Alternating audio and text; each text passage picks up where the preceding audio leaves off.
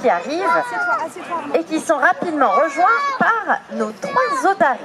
Alors, bonjour à tous. Encore une fois, je vous souhaite la bienvenue devant le bassin de nos 4 otaries. Alors, on en parlera juste après. Aujourd'hui, nous avons une otarie au repos. Pour l'instant, je présente mes collègues. Tout à gauche, nous avons Aurélien avec son bonnet, toujours avec son bonnet au centre, avec qui on va discuter, c'est Anaïs. Et à droite, sur le rocher, nous avons François. Ils vont travailler chacun avec une, voire 2 otaries. Ce sont des otaries de Patagonie. On va pouvoir les trouver sur les côtes du sud de l'Amérique du Sud. Alors, bonjour Anaïs. Normalement, nous avons 4 otaries, on est bien d'accord. Je vais allumer ton micro, peut-être ce sera plus pratique pour toi. Voilà, normalement c'est bon.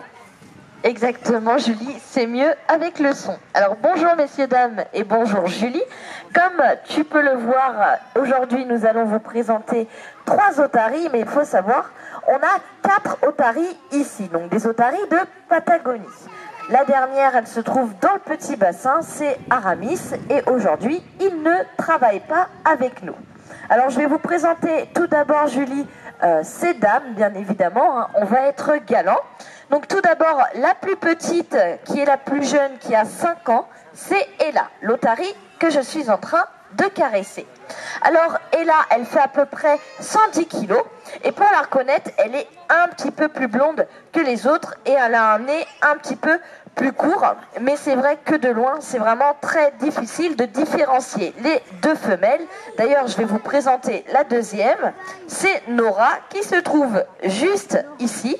Alors Nora, elle est un peu plus vieille, elle a 7 ans, elle fait à peu près 130 kilos, et pour la reconnaître, eh bien regardez, elle a les moustaches, les vibrisses, un petit peu plus longues que les autres otaries. Alors de loin, c'est toujours pareil, c'est un petit peu compliqué de bien voir. C'est vrai que c'est pas facile entre les 2 femelles, mais juste à côté, il a l'air... Je te rassure Julie, même nous soigneurs, des fois, on se trompe sur la plage.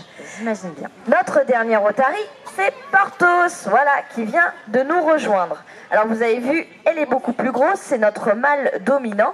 Pour le reconnaître, il a une tache de dépigmentation au niveau de la nageoire. Avant, donc lorsque vous le verrez nager sous l'eau, on le voit, on le reconnaît très bien.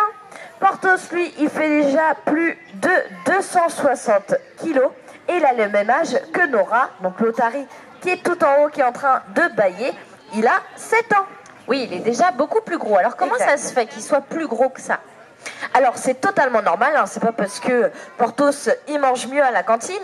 En fait, chez cette espèce, les mâles vont toujours être plus gros que les femelles, bien évidemment. Ils vivent en harem et le mâle, eh bien, il doit défendre sa place de mâle dominant et donc protéger toutes ses femelles. C'est pour ça qu'il va être gros. Donc vous voyez la différence au même âge. Ce qu'il faut savoir, c'est que Nora, elle est à peu près à sa taille adulte, alors que Porthos, lui, il va encore grandir. Je vous ai dit 260 kilos, mais un mâle à taille adulte, il va pouvoir faire même 350 voire 400 kilos. Alors oui, c'est déjà beaucoup plus gros. Alors il me semble que les otaries de Patagonie, elles ont un autre nom. Il me semble qu'on les appelle aussi des otaries à crinière. Exactement, des lions à crinière même. Oui, des lions à crinière ou des lions de mer. Comment ça se fait ? Alors, comment ça se fait? Eh bien là, on ne le voit pas très bien. Vous voyez, je vais m'éloigner des otaries pour mettre un petit peu dans la même situation que vous. On dirait qu'elles brillent et qu'en fait, ce sont leurs peaux qu'on voit. Mais alors, pas du tout. Les otaries, elles ont des poils. Là, vous voyez, au milieu, il y a François qui est en train d'ébouriffer donc la crinière de Porthos qu'on voit au niveau de son cou. Donc là, c'est comme je vous ai dit, c'est un petit peu le même principe que chez les lions. Plus le mâle a une grosse crinière, plus il est gros, plus il aura de femelles dans son harem.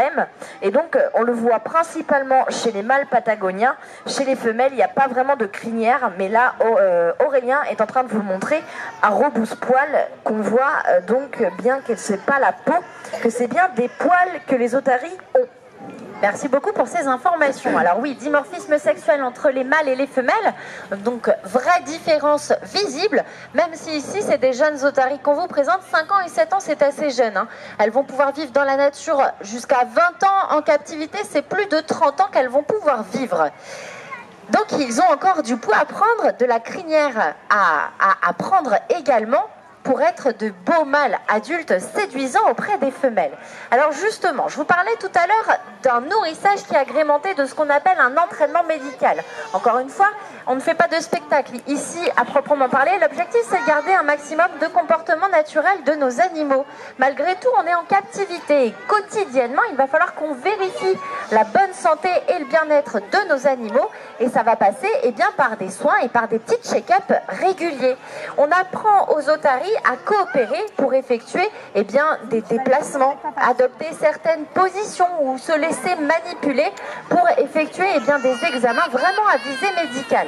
On apporte régulièrement du matériel, on désensibilise les animaux donc à différents matériels, à différents soigneurs et à différents outils et à différentes manipulations. Et justement, alors tu as un objet qu'on connaît bien, lorsqu'on va chez le médecin, il me semble que c'est à peu près le même. Exactement, c'est un, attention, je vais réussir à le dire, stéthoscope. Wow, il est passé le mot aujourd'hui. 10 sur 10. Alors, pourquoi un stéthoscope? Ce qu'il faut savoir, c'est qu'on a plein de matériel médical dans la boîte qui se trouve derrière.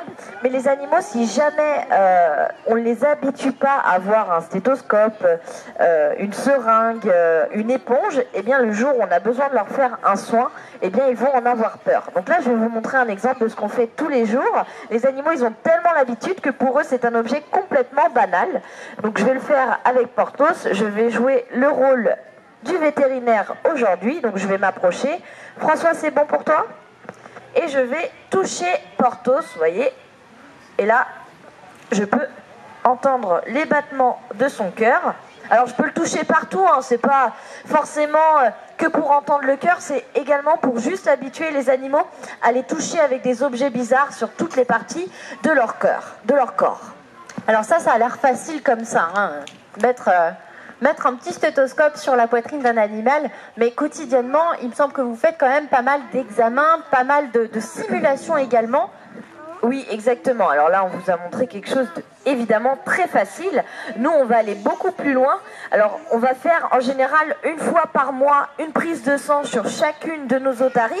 Pas parce qu'elles sont malades, mais justement, on a le luxe de pouvoir le faire. Et donc, on va contrôler avant que l'animal tombe malade son état de santé, ce qu'on ne peut pas faire forcément sur d'autres animaux. Et donc, on va s'en rendre compte au dernier moment que l'animal est malade. Et souvent, il est trop tard. Donc là, on a vraiment le luxe de pouvoir contrôler chaque mois le sang de nos animaux, également faire des radios. Alors ça c'est très important, imaginez un animal a une boiterie, alors il faudrait l'endormir, ça les stresse. Et bien là on va tout simplement faire une radio de façon volontaire sur les animaux. Alors là on le fait pour de faux, pas forcément tous les mois, mais voilà, dès que on a l'occasion, à peu près une fois par trimestre, on va leur faire des radios. Surtout en général de l'abdomen, parce que parfois elles mangent des cailloux et donc on contrôle qu'elles en mangent pas trop. Et justement, ce qui sera intéressant, c'est lorsqu'on suspectera une possible gestation chez une de nos femelles. Exactement, alors ça je vous en ai pas parlé, mais on peut faire également des échographies, enfin on en fait très souvent, d'ailleurs on en a fait il y a pas longtemps, puisqu'on suspectait une probable gestation, alors bon, qui s'est avérée pas forcément concluante, mais vous voyez, dès qu'on a le moindre doute, on appelle le vétérinaire, on peut en faire une tous les jours si on le voulait, pour contrôler justement l'avancée d'une probable gestation, ce qui va nous permettre de calculer le jour exact de la mise bas, parce que c'est souvent là qu'il y a des problèmes lorsque le petit naît et qu'il faut des équipes vétérinaires. Alors si on ne sait pas quand le bébé naît, bien évidemment la fourchette est beaucoup plus vaste. Oui, surtout qu'un petit, lorsqu'il va naître jusqu'à un mois et demi, il ne va pas aller à l'eau, il va vraiment rester sur la plage dans le milieu naturel. Il peut se noyer, il n'est pas du tout imperméable. Non, pas du tout adapté, il faut que la mère mette bas au sec, donc c'est pour ça qu'il faut être très précis pour pouvoir l'isoler rapidement et surtout avec les mâles qui peuvent être brusques avec les petits.